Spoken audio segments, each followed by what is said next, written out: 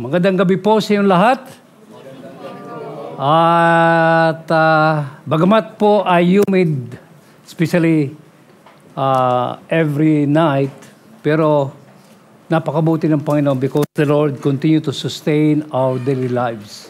The strength and good health ay naroon parati po sa atin po. Amen. At lahat, wala pong exempted, but the good thing of God's people, the Lord surrounds us always with His unfailing love po. Amen. Yung walang puknat na pagmamahal po sa atin, patuloy na kapaligid po sa atin ang ating Panginoon Diyos. Amen. So praise God. Let's give a big clap offering unto the Lord our God. Amen. Hallelujah. Praise Jesus. At salamat sa Panginoon dahil ngayong gabi po ay tayo muli ay mag-aaral ng salita ng Diyos. And I believe ako na ng palataya na mayroong gagawin ng ating Diyos through the Holy Spirit para lalo po natin na maunawaan ang kanyang banal na salita at lalong ang kanyang salita ay manahan at patuloy na ito po ay siyang maging ipamuhay ng bawat isa po sa atin. Amen? Hallelujah. Now, sa gabing ito po ay ang topic po natin, I am crucified with Christ. Amen? At dito po ay very famous verse po ito. At ito po yung isa sa mga pinakapaborito ko pong verse, lalong-lalo na sa isang tao na nakakilala, tumanggap kay Kristo Jesus bilang Panginoon na tagapagligtas ng kanyang buhay. Ito po ang dapat na maging klase ng buhay po natin na tunay nga na ang Panginoong Hesus ay nananahan na sa ating mga buhay at araw-araw dapat si Kristo Jesus ang patuloy na kasama po natin na siyang patuloy natin dapat na ilakad araw-araw hanggang sa kanyang muling pagbabalik. Doon masasabi po na totally na tayo po ay tunay na kasama ng naipako ni Kristo Jesus doon sa Kalbaryo more than 2,000 years ago. Amen? Let's give a big clap offering to the Lord our God. Hallelujah. At sa gabing ito po ay babasahin po natin ang teksto po, Galatians 2:20.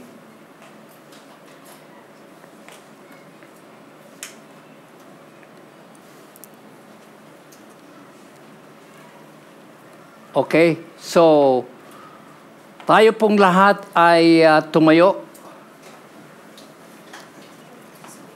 at basahin na po natin Galatians 2:20.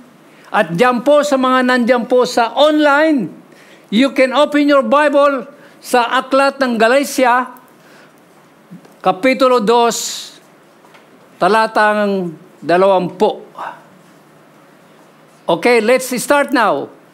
I have been crucified with Christ, and I no longer live, but Christ lives in me. The life I now live in the body, I live by faith in the Son of God who loves me and gave Himself for me. At sa Tagalog, ako'y napako sa krus na kasama ni Kristo at hindi na ako ang nabubuhay, kundi si Kristo ang nabubuhay sa akin. At ang buhay na ikinabubuhay ko ngayon sa laman ay kinabubuhay ko sa pananampalataya.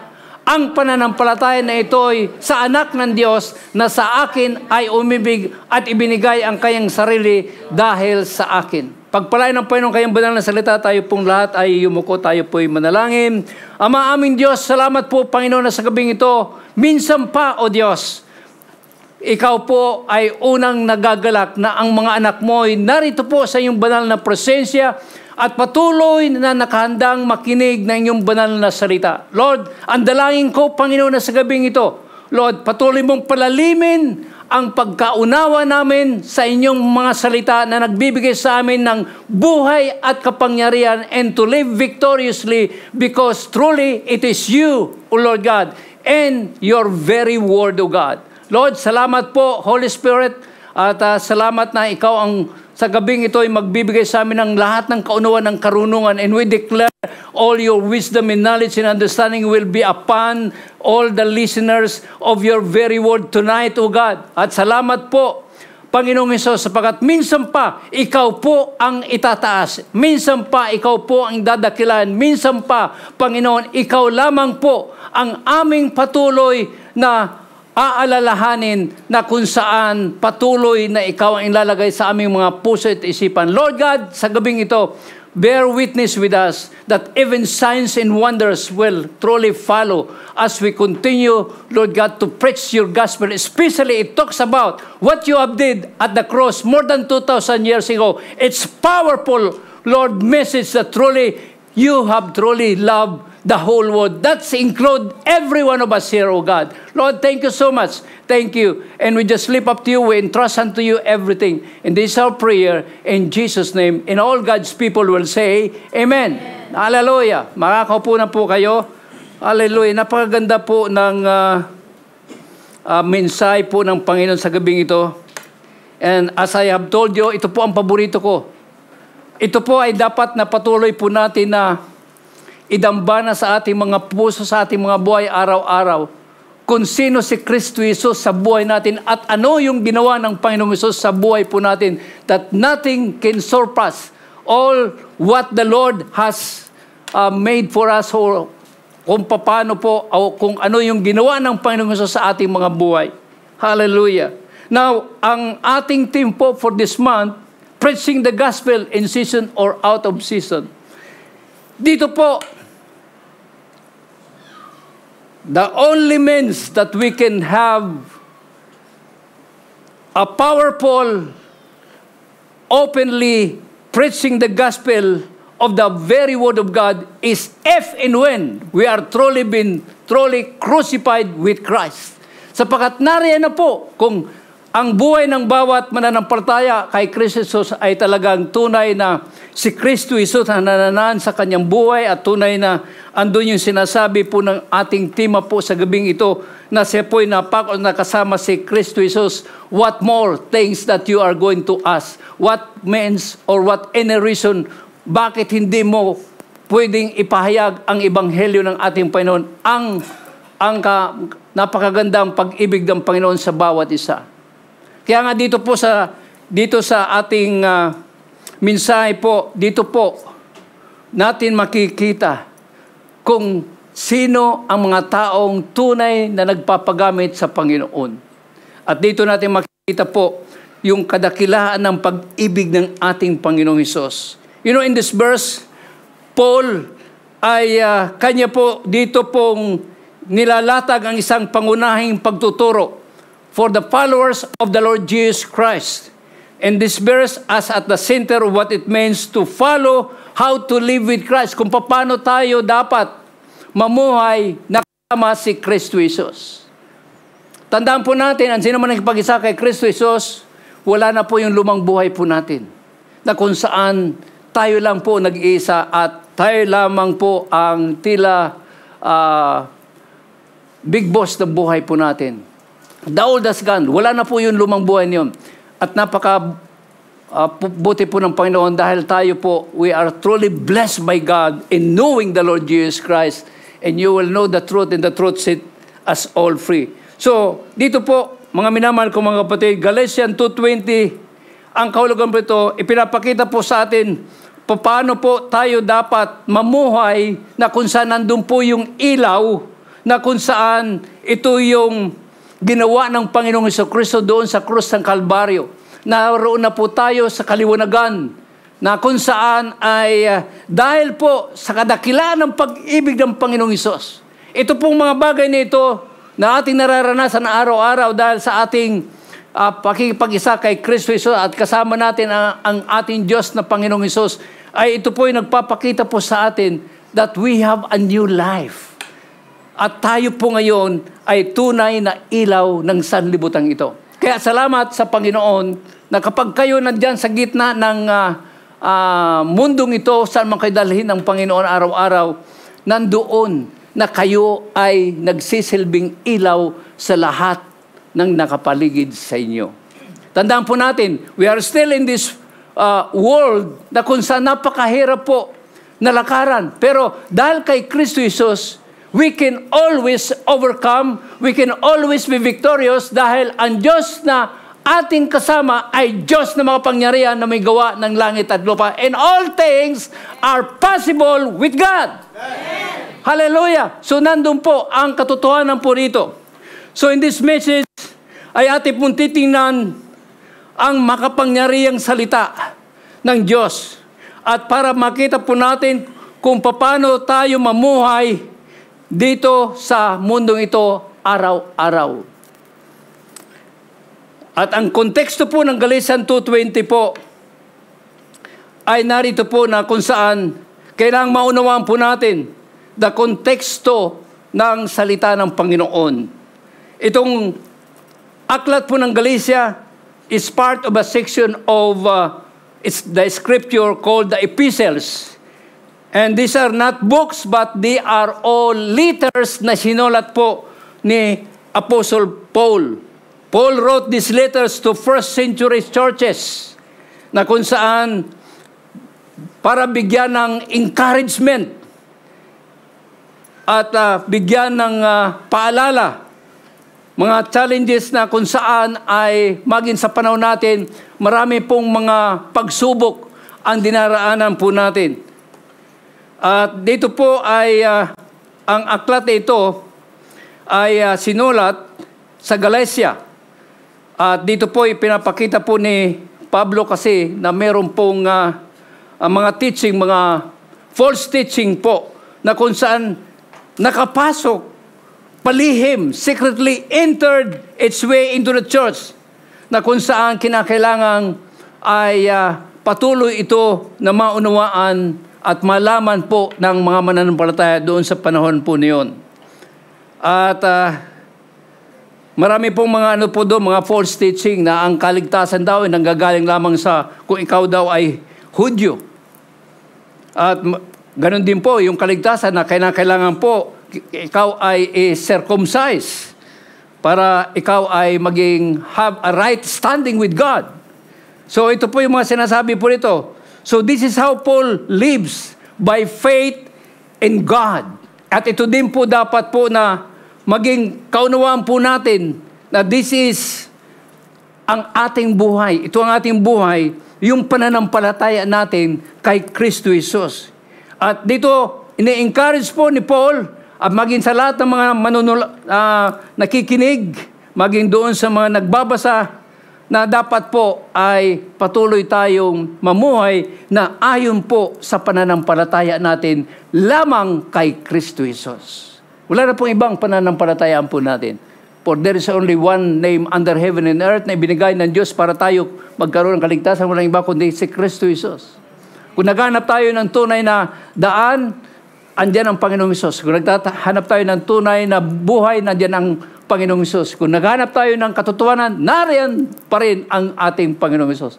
So, the Lord Jesus Christ is the center of the life in this world. At the only one that we can truly be overcomers, marked as victorious, is to have the Lord Jesus Christ in our lives.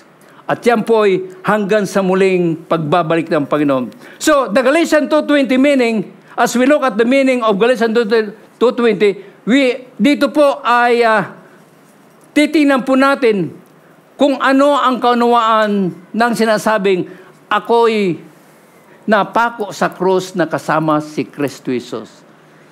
How is the meaning of I am crucified with Christ?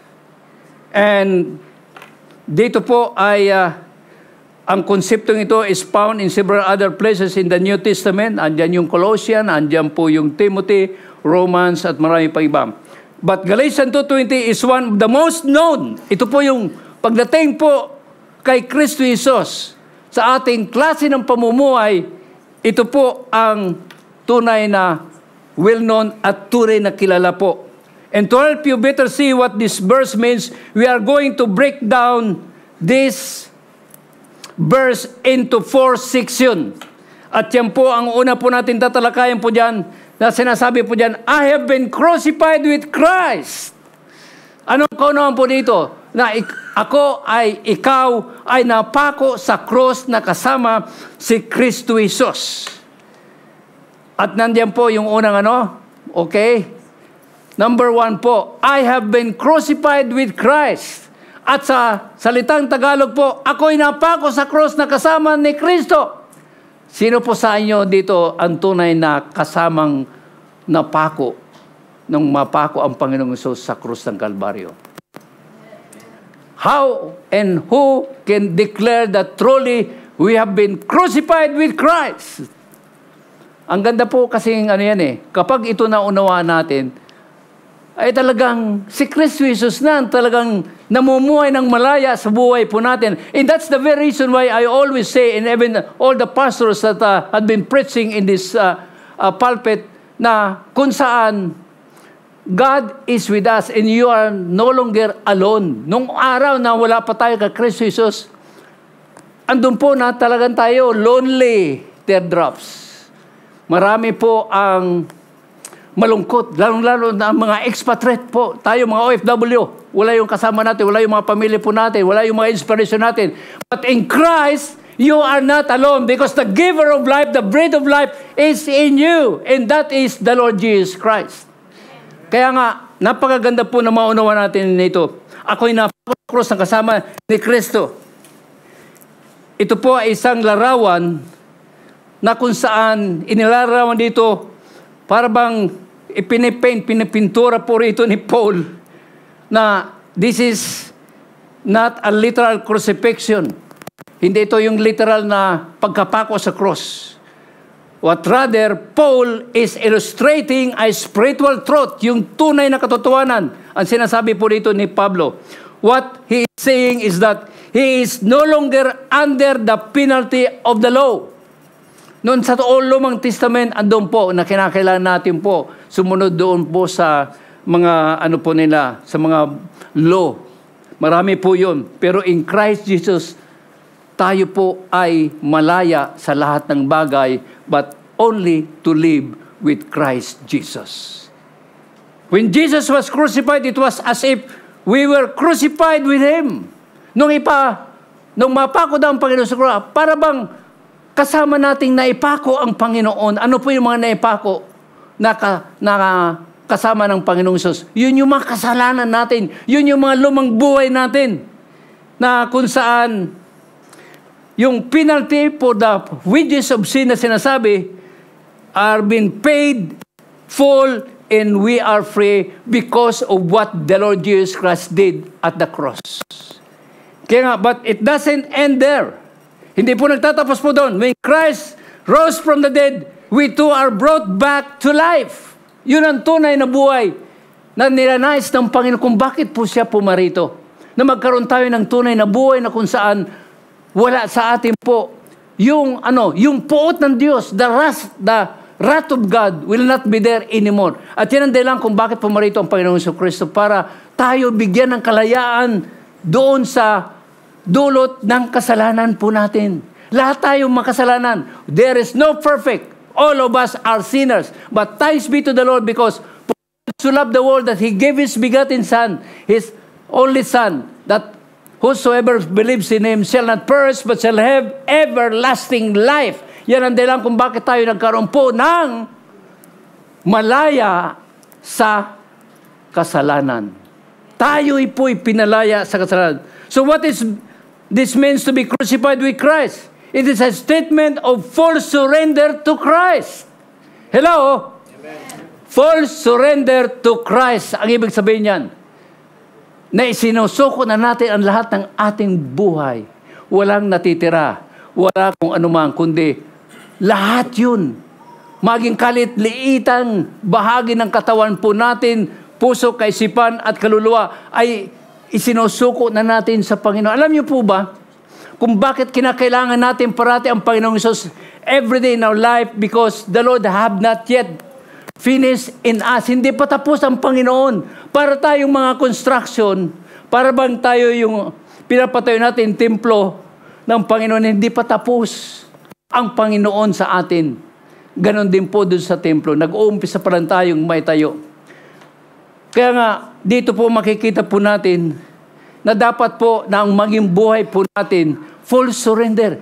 At dapat araw-araw yung sinasabing surrender, pagsuko ng ating buhay starts after when we come and surrender our life to the Lord Jesus Christ as our wonderful Lord and Savior. But it doesn't stop there because it's a lifetime process. Matagal pong proseso ito.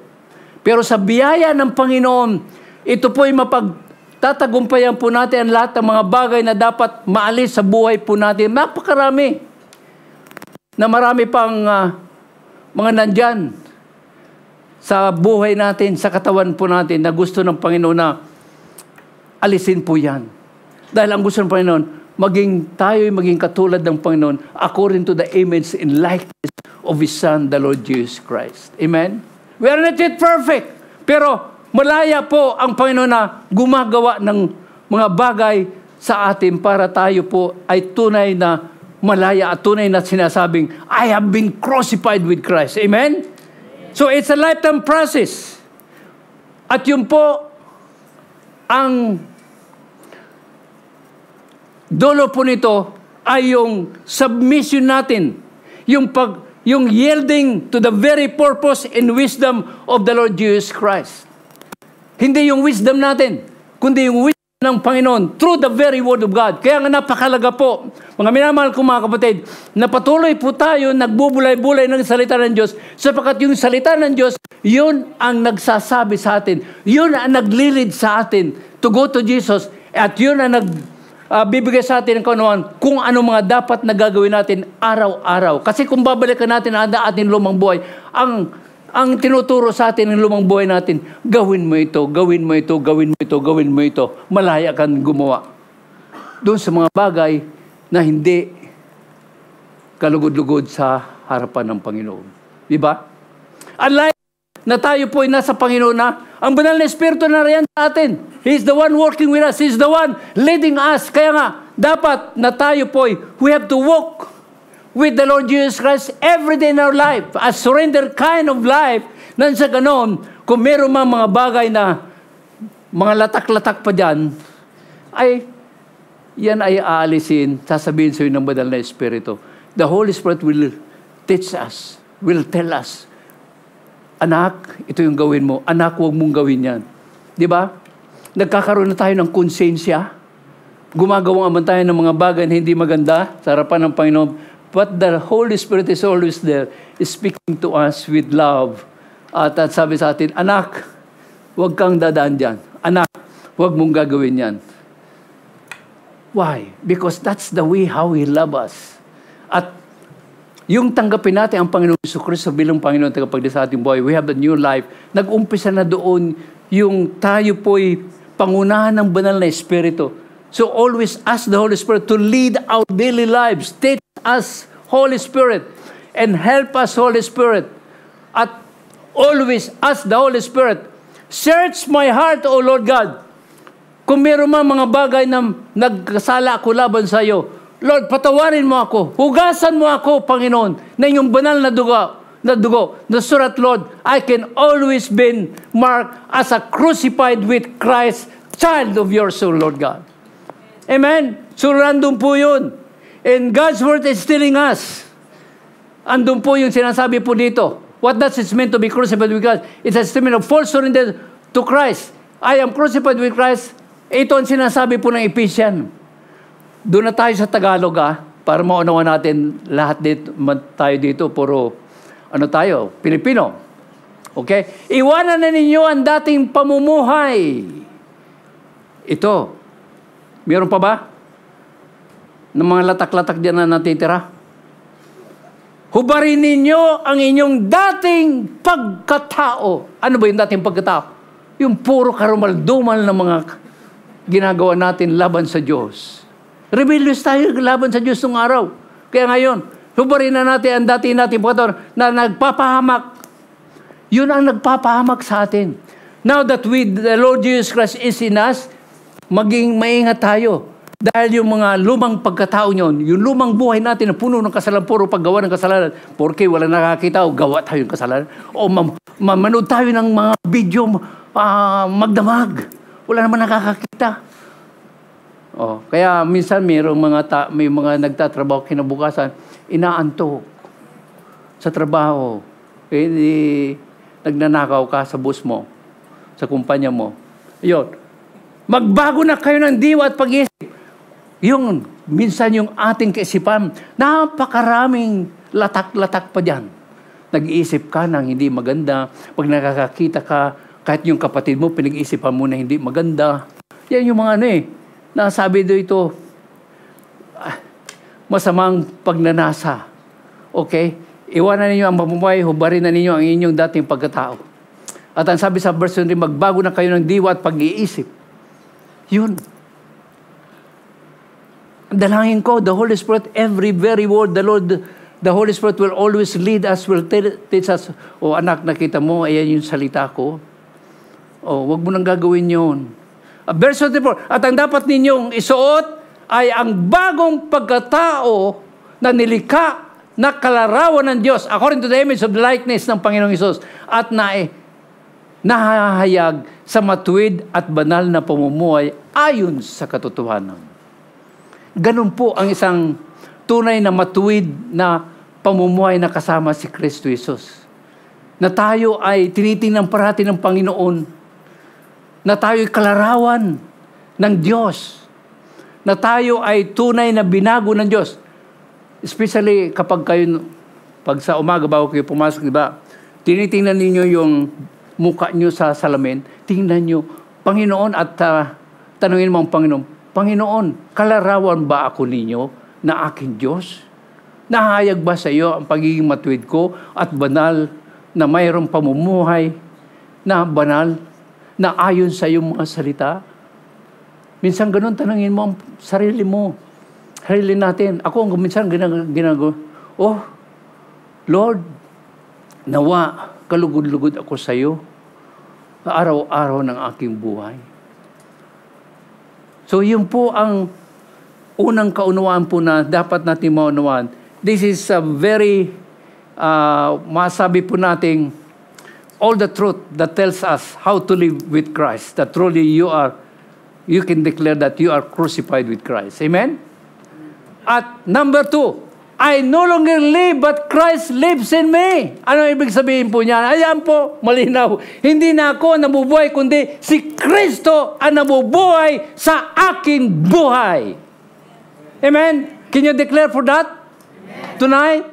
Na hindi na ikaw ang nabubuhay dyan sa sarili mo.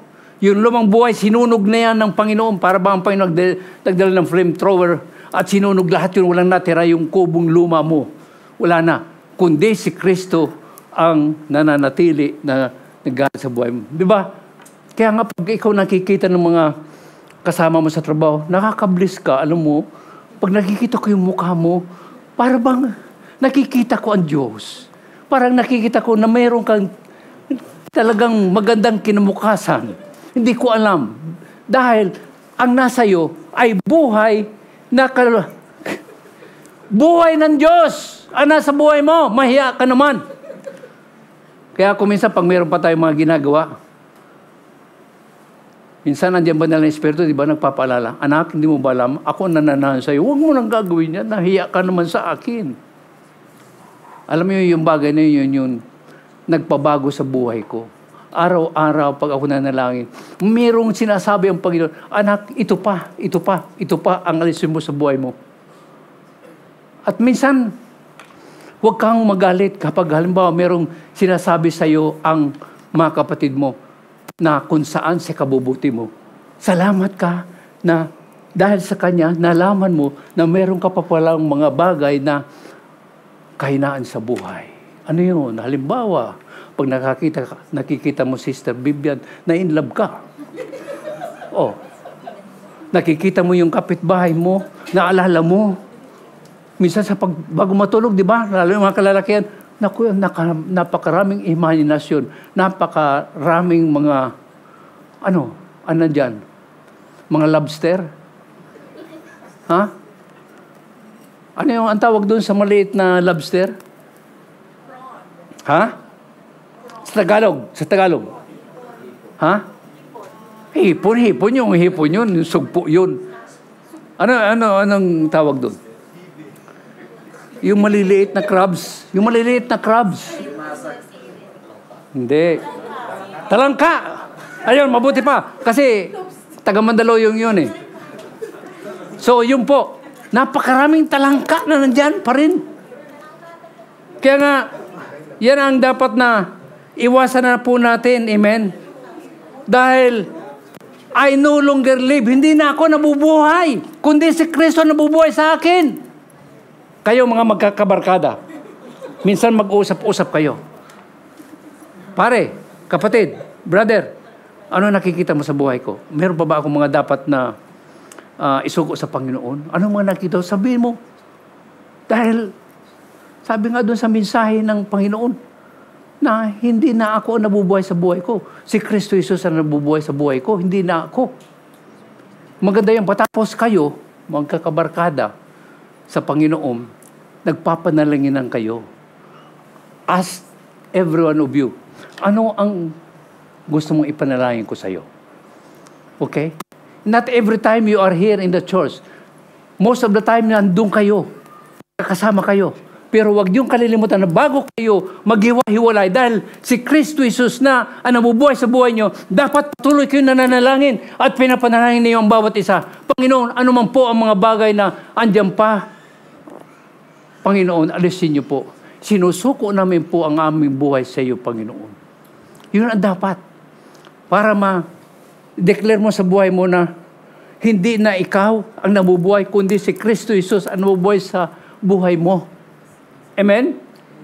Hallelujah. At yung pangatlo, the life I now live in the body, I live by faith in the Son of God. Yun ang napakaganda po dito.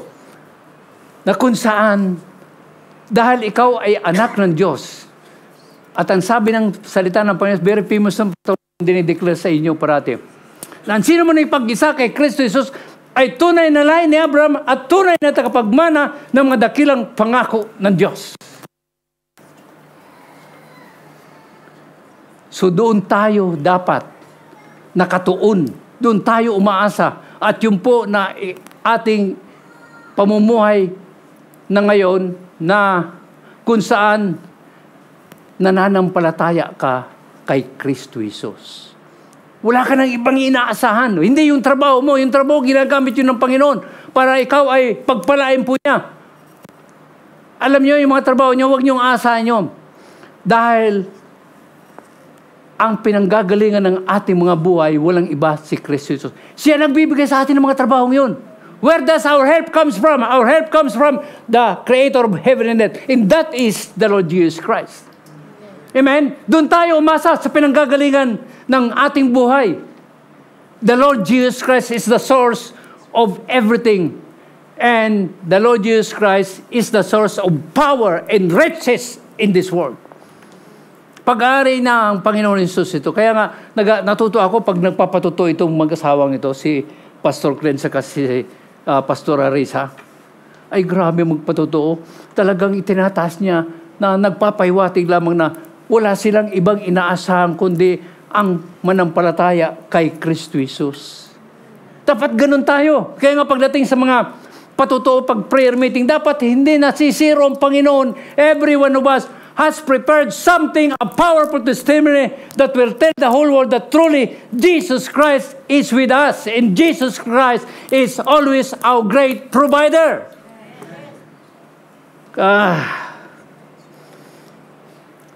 Ano, inantok pa kayo? Sisigaw na nga ako eh. So, alam niyo ang nangyayari kasi, andun na ang katotohanan, na ang kinabubuhay natin ngayon, na kay Kristo Jesus na tayong lahat. At yan ang dahilan kung bakit narito kayo. Malayo sa mga pinanggalingan ninyo. Dahil, alam niyo na ang buhay niyo ngayon ay mula kay Kristo Jesus. At ang pinanggagalingan ng tunay na buhay na mayroong pananagumpay ay dahil po kay Kristo Jesus. Dahil sa pananampalataya na ito'y sa anak ng Diyos. Andun po yung yung maganda itong itong verse 3 ito, that the life I now live in the body I live by faith in the Son of God. The Son of God. Sino mga pagtatagumpay sa magulo at makasalanan sa libutan to? Yung lamang nananampalataya kay Kristo Jesus na si Kristo Jesus ay anak ng Diyos. Kaya nga tayo, we are all overcomers. We are victorious. We are triumphant. We are always God's people who can declare that all things are possible because Jesus Christ lives in us. Amen? Hallelujah. Kaya nga mga minamahal ko mga kapatid, pero andun po, minsan nakakalungkot. Often, Christian returns to the things that Jesus freed us from. Minsan binabalikan pa natin kung saan doon sa mga bagay na pinalaya na tayo ng Panginoon doon. Inalis na tayo ng Panginoon doon sa mga bagay na yon. Pero kung minsan binabalik-balikan pa rin natin, para bang ang sarap balikan yung mga nakaraan. Yung kahapon, para bang ang sarap balikan, di ba? Naalala mo pa ba? Yung kanta ni Rico Puno. Naalala mo pa ba? Ay, kung yun ay maganda, okay, alalahanin mo. Pero kung hindi maganda na, dahil sa doon nakikita yung pagiging mark mo na ikaw ay suwail na anak ng Diyos. Huwag mo nang alalahanin yung, kundi pasalamatan mo na lamang. Panginoon, salamat. Ano kaya kung hindi kita nakilala, Panginoon? Anong mangyayari sa buhay ko? Salamat, Panginoon, na ako'y nakakilala sa iyo. At ang buhay ko ngayon ay nananampalataya lamang po sa inyo. Natunay nga ikaw ang Diyos na makapangyarihan at magagawa ko ang lahat ng bagay na ayon sa inyong kalooban, ayon sa inyong mga salita. Ang ganda, di ba? So followers of Jesus are called to live a life of faith in God. Tayo po'y tinawag ng Diyos para tayo po'y manampalataya sa ating Diyos. Hindi kung saan. Amen? And not to live anymore the desires of our flesh. Kaya nga, yung surrendering our life to the Lord Jesus Christ is so important. Amen? Hallelujah. And that's part of all what being crucified with Christ. Na dapat po, lahat ng mga tagasunod ni Kristo Jesus at tinawag ng Diyos, tayo po'y mamuhay na nandoon yung pananampalataya lamang natin kay Kristo Jesus. Ang sarap, di ba?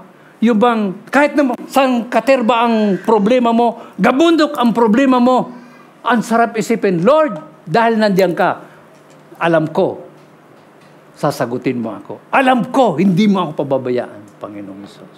Di ba? Ang sarap yung mayroong iniisip na kahit may problema ka, ay alam mong, there is God, there is Jesus who loves you, and He promised, I will never leave you nor forsake you. Kahit anong klaseng ng pagsubok, hindi ka pababayaan ng Panginoong Hesus. Dahil pag pinabayaan ka ng Panginoong Hesus, problema niya yon.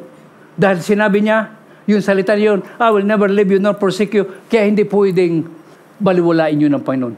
Mangyayari yun sa iyo dahil ikaw ay may pananampalataya kay Kristo Jesus. Amen? Hallelujah.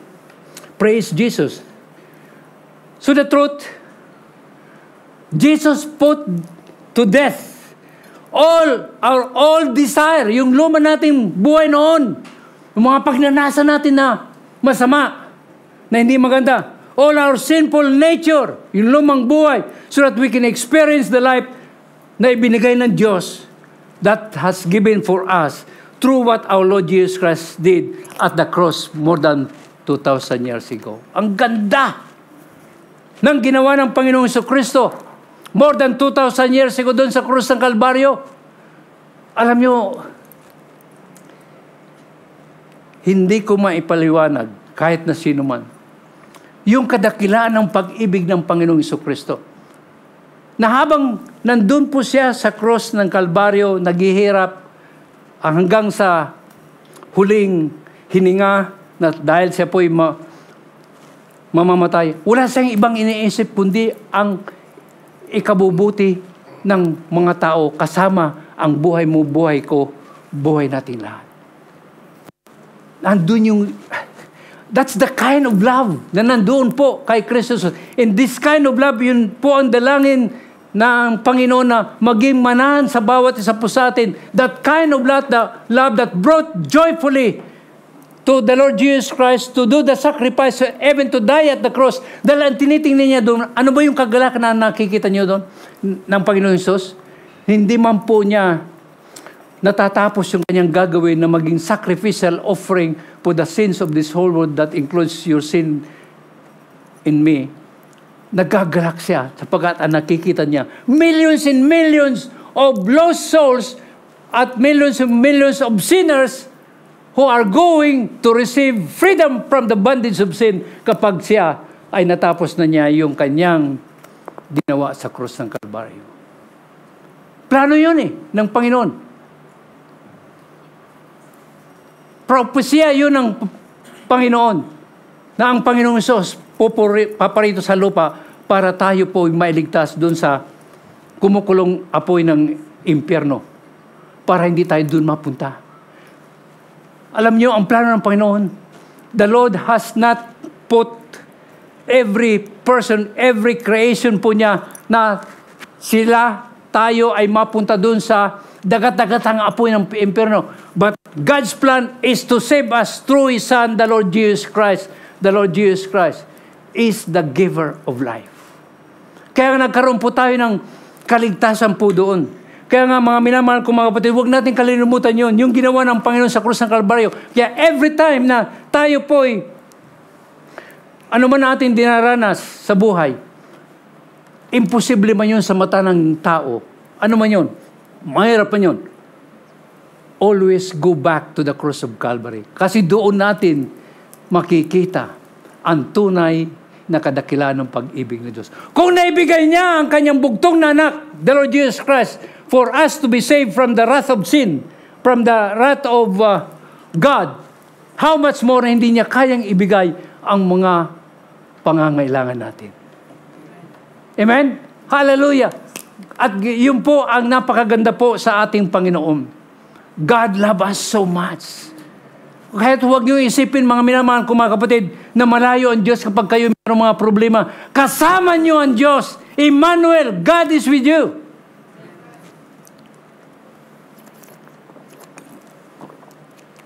Kaya nga mga minamahal ko, sabi nga ng Psalms 116 verse 8, For you, Lord, have delivered me from death, my eyes from tears, my feet from stumbling. Pinalayan tayo ng Panginoon doon sa mga bagay na kung saan yun ang nagpapahirap sa atin. Anong bagay yun?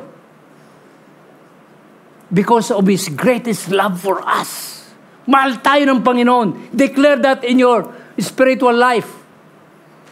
Na mahal tayo ng Diyos. And because of what Jesus has done, we should not return to those dead things, doon sa mga patay, sa mata ng Diyos. Ano yun? Yung mga dati natin mga ginagawa, mga kasalanan. Instead, we should follow what the Lord says is best for us. Best for us is to live with Christ. Amen? Alam niyo, ang sarap mamuhay na kasama ang Panginoong Hesus. Sa kabila na, hindi naman, pag meron ka ng Panginoong Hesus Kristo, ay libre kung saan magagawa mo na ang lahat ng bagay. No. Kapag meron kang Kristo Hesus, napakaganda dahil kasama mo ang Diyos. Diba, hindi mo na sinusulo. Nung araw sinusulo mo, hindi ka makatulog. Para bang wala nang darating na bukas dahil sa malaking problema. Pero ngayon, na kay Kristo Jesus na, Lord, bahala ka na dito. Oh, ito, binigay ko na sa iyo. I pass the ball to you, Lord. Bahala ka na dyan. At alam ko, hindi mo ako pababayaan. Dahil mahal mo ako, Panginoon. Diba? So, just entrust everything unto the Lord. Kaya, yung pang-apat na tayo, wow, malapit na. Who loves me and give Himself for me. Sino ito? Si Kristo Jesus. Na nagmahal sa atin. Sa akin ay umibig. It is the Lord Jesus Christ na umibig sa atin. Sagad yun. At ibinigay niya ang kanyang sarili dahil sa akin. Pero niyo yun, yung ginawa niya, nagsakripisya niya. Nagsakripisya sa cross. Naghirap siya. At inako niya ang lahat ng ating mga kasalanan. Yung kasalanan mo, kasalanan ko, kasalanan ng buong mundo, inako ng Panginoong Hesus. Nagmistulang makasalanan ang Panginoong Hesus. Because of His great love for the whole world that includes you and me, beloved brothers and sisters in the Lord. Wala nang ibang umiibig. Kung halimbawa, minsan nagkulang man sa iyo yung mahal sa buhay mo ng pag-ibig, Sino dito mga single pa? Meron ba dito single pa? Wala, mga binata pa? Taas ang kamay nyo, wala. Puro kayo pala may mga asawa. Kahit na nagkukulang ang mga asawa nyo sa inaasahan yung pagmamahal, tandaan mo, meron Diyos na kailanman hindi nagbabago. At yan walang iba, kundi si Kristo Jesus. Amen? You just whisper to the Lord through the Holy Spirit, Lord, alam mo, gusto ko, Panginoon, yung itong bagay na hinihiling ko sa iyo, Panginoon, mangyari sa buhay ko. Mangyayari yon dahil sa pananampalataya mo kay Kristo Jesus. Meron bang imposible sa mata sa Panginoon? Nothing is impossible. All things that are impossible in the eyes of men are all possible with God alone. And that is the Lord Jesus Christ. Pagsamahin man natin lahat ng problema sa buong mundo, there is only one big, big God that we declare in our life, and that is no other than the Lord Jesus Christ. Hallelujah. Ito yung sinabi ni Paul eh. Yung Paul's appreciation here in this section, how God loves is, kung gaano yung pag-ibig ng Diyos. He says, God loves me and give Himself, Jesus, up for me. Si Paul ang unang nakaranas yan. Bakit? Naranasan niya lahat ng mga paghihirap, lahat ng mga pagsubok sa buhay habang siya'y ginagamit. Pero kailanman, sabi ni Paul sa kanyang patotoo, kailanman, hindi ako iniwan ng Panginoon magpakailanman. At ganoon din po ang deklarasyon po na dapat natin na kailanman, anuman ang pagsubok, hindi tayo iiwanan ng Panginoon. He will never leave us nor forsake us. Ang mahalaga lang, manampalataya ka sa Panginoon. Maghintay ka. Be still and know that I am the Lord your God. Yun ang sabi ng Panginoon. Kaya nga, kapag ang buhay natin, crucified with Christ, naipako ng kasama, ibig sabihin dyan, wala na.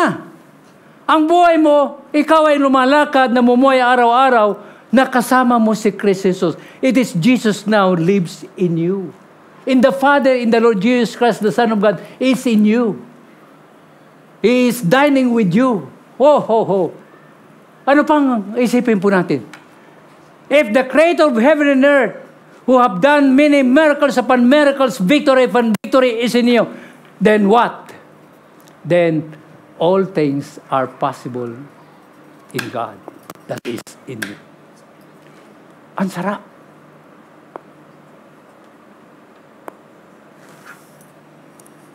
Bagamat mahirap ang mundong ito, we need to pursue a life of righteousness. Living not to earn anything from God, but because what God has given na, ibinigay na sa atin lahat. Ano pang hilingin natin? Ibinigay na sa atin lahat. Kaya nga ang gagawin na natin, hingin natin sa Panginoon, panampalatayaan natin na ikaw ay anak ng Diyos, hindi ako pababayaan ng Panginoon. Alam nyo, ang Panginoon dito sa ginagawa natin na templo ng Panginoon, yung bahay sambahan ng Panginoon, I can really, every day I can see, I couldn't imagine the goodness of the Lord, the unfailing love of the Lord. Nagugulat na lang kami na mayroong pupunta doon. Tomorrow, I'm going to bring yung aming para doon sa kinuha naming hall. Alam nyo ngayong araw na ito, umagang ito, nagdala kami sa bangko ng 2 million Qatar Riyals. At ang dala-dala ng mga kapatid natin, alam mo yung knapsack, Pastor Clint? 2 knapsack, 2. Tig 1 milyon yun, ang laman nun. Sabi nila, this is not from us, this is for the Lord our God. Dahil alam nila na itong ginagawa natin ay para sa Panginoon. Ay grabe. Ngayon lang ako nakakita yung misa dun sa CBQ, bangko. Ganyan, yung taas. Dahil by 1,000, nilalagyan nila ng rubber band eh. Sabi ko, Lord, ngayon lang ako nakakita ng ganito, karaming pira. O meron naman kami hinihintay.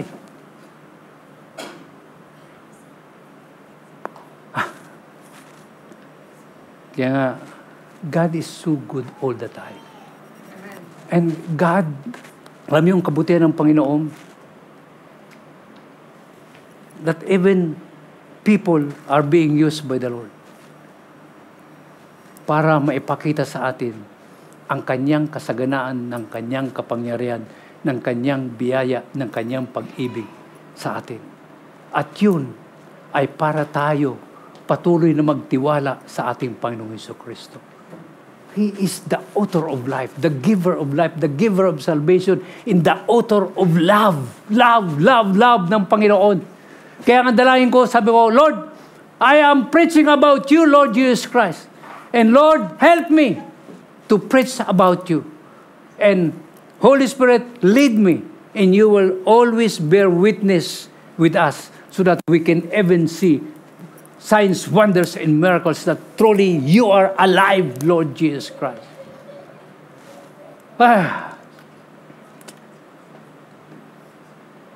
Alam niyo ang katotohanan, the reality is, we are incapable, wala tayong kakayahan, of fixing ourselves or earning God's love. Dahil sa biyaya ng Diyos, tayo po'y naligtas. Hindi dahil sa ating mabubuting mga ginawa. Good works, no. Good works is only after when you receive the Lord Jesus Christ. Good works is acceptable in the eyes of God. But prior to of knowing the Lord Jesus Christ, yung mabubuting gawa, hindi po yun license natin para sabihin natin, ako ay mahal ng Diyos. Ako ay kalugod-lugod sa Panginoon. Hindi. After you receive the Lord Jesus Christ as your Lord and personal Savior, then that's the only time that good works ay kinakailangang ipakita mo, ipamuhay mo sa buhay mo. Dun, katanggap-tanggap yun sa ating Panginoon. So what does it mean to crucified with Christ? How we can live out what Galatians 2:20 meaning in our daily lives?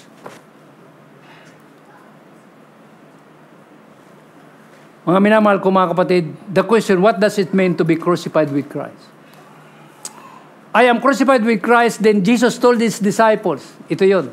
If anyone, o doon tayo sa ibaba na, sinabi ni Jesus sa kanyang mga lagad, ang sino man nagnanais sa sumunod sa akin, ay kailangang itakwil niya ang kanyang sarili, pasanin ang kanyang cross, at sumunod sa akin.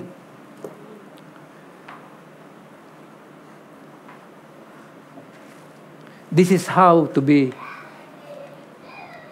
a qualified followers, disciples of the Lord Jesus Christ. At nandun po na kung saan ay Jesus tells us that we need to pick up our cross and follow Him. This is not one-time act, but rather a daily surrender to the Lord Jesus Christ. Hindi yung literal na magpasang ka ng cross, katulad ginagawa ng mga nandun mga taga-Bulacan ata yun. Pag mahal na araw, nagpapasa, akala nila, para bang hindi pa kontento sila sa ginawa ng Panginoong Jesucristo. Nagsakripisyo na, namatay na nga. Tapos, yung ba, nagsasakripisyo pa sila. Tinapos niyo ng Panginoon.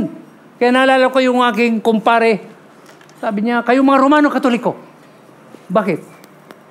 Taon-taon pinapako niyo sa krus ang Panginoong Hesus. Bakit? Hindi pa ba sapat yung kanyang sakripisyo, yung kanyang kamatayan na binigay niya para sa ating lahat? Kayo, masyado kayong meron siyang sinabing salita. Tama nga naman eh. Tinapos ng Panginoon na. Ginawa ng Panginoon Jesus na ang lahat ng bagay. Kung saan dapat tayo po each day, we need to place our focus on Christ and live a Christ life, kind of life. Dapat na yun ang pamumuhay po natin. Amen? Hallelujah. At this call for all followers, believers of Jesus, kailangan po natin total surrender po. Amen? At dahil andun po yung katotohanan, apart from Him, we can do nothing. Amen? Yan po yun, doon. Apart from Him, we can do nothing. Dahil ang pinanggagalingan ng buhay natin, walang iba kundi ang Panginoong Jesucristo. Yes, I am the vine, you are the branches. Those who remain in me and I in them will produce much fruit, for apart from me, you can do nothing. Pero ang sarap dahil kasama mo ang Panginoong Jesus. What you have to do is just whisper to the Lord, Lord, ito na naman, meron akong pangangailan. Oh, ito, I passable to you, Lord. Bahala ka na, Panginoon. Dahil alam ko, mahal mo ako. Hindi mo ako pababayaan. At andyan, ang di malirip na kapayapaan ay sasayo. Dahil andun yung pananalig mo, pagtitiwala mo sa Panginoon. So, Jesus' kind of kingdom living is upside down. At yun po ay sa pamamagitan naman when we give up our lives, surrender our lives, that's how we find it to live a Christ kind of life. Amen? Hallelujah. God is with us. And Jesus promised, Emmanuel, na ang Diyos ay kasama natin, that even in preaching the gospel in season or out of season, will always be our heartbeat kapag truly our life is crucified with Christ. It is because it is Jesus' love. Malayang malaya, sabi na doon sa kanta, na ipahayag mo ang salita ng Diyos. God is with us and He loves us. In conclusion po, dito na tayo. Minus 122 na. In conclusion po, ito yung po. I am crucified with Christ. Christ's purpose kind of life. Dapat ito po tayo. For your life, for my life, for our life, and our church. Number 1, fellowship with God. Dapat andun po yung patuloy na fellowship yung pagpupunta nyo rito, sama-sama tayo. Worship, sacrificial living to please God. Na kahit na mainit, talagang gusto mong magpuri sa Panginoon po, pupunta ka talaga sa Panginoon kahit na yung sa gabi pinapawisan. Dahil humid. Yeah. Pangalawa, evangelism. What we need to do? Tell others about Jesus in season and out of season. Discipleship. Help others to grow. Na tayo patuloy palaguin ng Panginoon sa pamagitan ng patuloy na pakikiling salita ng Diyos, sa patuloy na pag-aati ng mga gawain. Pang-apat, fellowship with other Christian. Dapat andun po, parati tayong nakikiisa. Parati tayong dumadalaw. Alam niyo po ba na ang isang Kristiyano, namimiss niya yung mga kapatid sa Panginoon parati. Gusto niyo, parati nagkikita. Kaya pag nagkikita, parang ang hirap maghiwalay ang blues. Dahil nandun po yung talagang, parang nagpapaalaman na, doon na nga sa pintuan, hindi pa rin makalis. Bakit? Andun yung kagala. That unspeakable joy that is in us, yun ang nagdadala sa atin para patuloy tayong manatili having a fellowshipping with other believers of the Lord Jesus Christ. Minister service, love God by loving and serving others. Yung mga nangangailangan, huwag yung isipin na, hindi naman natin yung kapatid, huwag natin pakialaman yan, huwag natin tulungan. Kaliwali. No. This is the way how we should love God and how we should love others as we love ourselves. Doon tayo gagamitin ng Panginoon. Sa mga pagtulong nyo, who knows? Na pagtulong nyo, doon nakita na talagang yung buhay mo, crucified with Christ. At talagang andun yung pag-ibig mo sa taong yun. At yun ang magdadala para dalhin mo siya sa Panginoon. Amen?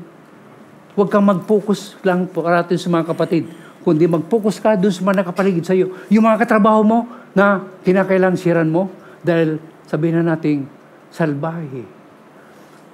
Pero dahil sa iyo, alam mo, nabibless ako sa iyo. Umiiyak pa sa iyo pag sinishare mo yung love ng Panginoon. Pag sinishare mo yung living hope mula sa Panginoon.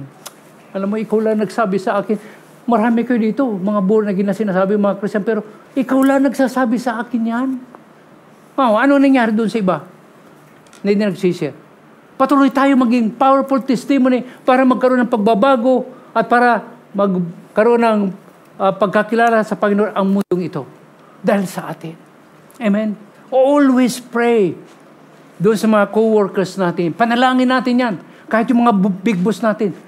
Alam nyo, yung, alam ba, pinapunta ka sa opisina, huwag kang mag-rebellion. Sabihin mo sa Panginoon, Lord, kakausapin daw ako ng big boss ko. Hindi magagawa niya. Pero gamitin mo ako, Panginoon. Na sa pagharap ko, ikaw ang makita nila, Panginoon. At doon sa mga sasabihin mo sa Kanya, the Holy Spirit always leads you, will always teach you what to speak, what to say. At doon, the Lord will do great miracles. Yun yung paano tayo, how we witness with the lost souls. Amen? Hallelujah. At hindi ikaw nagsasalita doon, kundi ang banal na Espiritu. Tuturuan ka ng banal na Espiritu para sila, isang araw, sasabihin sa iyo, Brad, baka pwede sumama ako sa church niyo kasi nakaka-bless yung buhay mo talaga. Oh. Kaya maging ilaw tayo. Amen? Wala tayong pipiliin. Pag-pray natin. And always offer a prayer dun sa mga nangangailangan. Kahit hindi sila mananampalataya, one day, the Lord will touch them. One day, they will bring themselves to the Lord through you. Ikaw ang gagamitin ng Panginoon. Always put in your heart, in your mind, at least one soul for Jesus as your gift to the Lord of what He did to your life as a crucified body. Amen? Hallelujah. Let's bow our head. Our Father, we are so thankful, Lord, that today, Lord God, you have truly spoken to your people, Lord God. Holy Spirit, we just lift up to you everything, O God. Lord, salamat, Panginoon, sapagkat sa iyong mensahe ngayong gabi, you have truly given us a clear understanding of the truth ng iyong banal na salita. Lord, gawin niyo po, Panginoon, ng bawat buhay po namin. I truly that we declare unto you, Lord Jesus, that we are crucified with you, Lord Jesus Christ. The old has gone, in the new has come. Lord, ang dalangin namin, Panginoon, dahil ikaw na nananan sa buhay namin, Lord, we are praying even for those fleshly things that are still in us, O Lord God. We surrender it all to you, Lord God. We commit it everything unto you, Lord God. Wala na kaming ititira, Panginoon. Total surrendering po ang buhay namin po sa inyo. Help us, O Lord. Help us lead our lives. At Lord God, ang dalangin namin, patuloy kami maging ilaw sa mundong makasalanang ito. Na dahil sa amin ang makikita, O Diyos, ay walang iba kundi kayo, Panginoong Hesus. Ang dalangin namin, Panginoon, truly, Lord God, na ang aming buhay, mabubuhay lamang kami sa aming pananampalataya sa inyo lamang po, Panginoong Hesus. Na ikaw lamang po ang makagagawa ng lahat ng bagay, anumang bagay na imposible sa mata ng tao, lahat ay posible sa inyo dahil sa aming pananampalataya sa iyo, Panginoong Hesus. Lord, make our life be as big as those mountains of problems of God. That you are there, Lord Jesus, who will be with us always. Ang dalangin namin, anuman mga problema, Panginoon, Lord Jesus, dahil kami po'y nananampalataya sa inyo, at ang aming buhay ay tunay na ipinako na sa nakasama nang ikaw mapako sa krus ng Kalbaryo at mamatay para sa aming mga kasama, maging kasalanan ng buong mundo. Panginoong Hesus, tulungan mo kami, Panginoong Hesus, na kami ay mamuhay na kung saan kalugod-lugod po sa inyo, Panginoon. Sa lahat ng buhay, ng parte ng buhay po namin, makita mo, Panginoon, na wala na po kaming naitinitirang anumang mga bagay na makasalanan at hindi kalugod-lugod ko sa inyo. Kundi, lahat ng buhay namin, Panginoon, isinusuko namin po sa inyo. Ano man po mga kahinaan po namin, lust of the flesh, lust of the eyes, pride of life, isinusuko namin po sa inyo, Panginoong Hesus. Help us, Lord God, to live and to walk with you, Lord Jesus. Empower your people, Lord God, your children. Lord, hindi namin kaya kung wala ka, Panginoon, pero kaya namin. And we will be marked as you are with us. We will be marked as victorious, overcomers, dahil ang buhay namin ay kasama ng naipako sa krus ng Kalbaryo. Salamat po, Panginoon, sa dakilang ginawa mo dun sa krus. Ang mga pangangailangan ng mga anak mo, kayo po nakakakita sa mga oras ito, Lord, we just lay it down unto you. We just entrust everything unto you. Ibinibigay namin po sa inyong lahat, Panginoon. Lord, ano man yon, alam namin, Panginoon, you will hear and you will love to listen to all our prayers because you are there, our loving God, who will love to answer all our prayers. Lord, salamat po, Panginoon. At patuloy na dalangin namin, gamitin mo kami para marami pang makakilala sa inyo, Panginoong Hesus. Use our lives. Gamitin mo ang bawat isa. Lalong-lalo na marami pang maligtas bago kayo bumalik, Panginoon. At dalangin namin, Panginoong Hesus, na sa inyong pagbabalik, kaming lahat ay haharap sa inyo. At dalangin namin, Panginoon, na sa pagharap namin, kayo ay matutuwa, magagalak sa amin. At sasabihin mo po sa amin, "Welcome, my good and faithful servant. I know your crucified kind of life. Naipako na nga talaga sa bugtong na anak ko ang buhay mo. At ikaw ngayon ay makakasama ko sa aking pangako ang buhay na walang hanggan." Salamat po, Panginoon. Gamitin mo kami. Na sa paglabas namin, truly, we are crucified with Christ.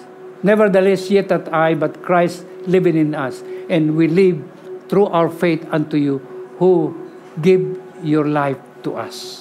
Lord God, salamat po, Panginoong Hesus. Salamat po, Holy Spirit. Thank you po, Abba Father, for your great love to every one of us, Lord God.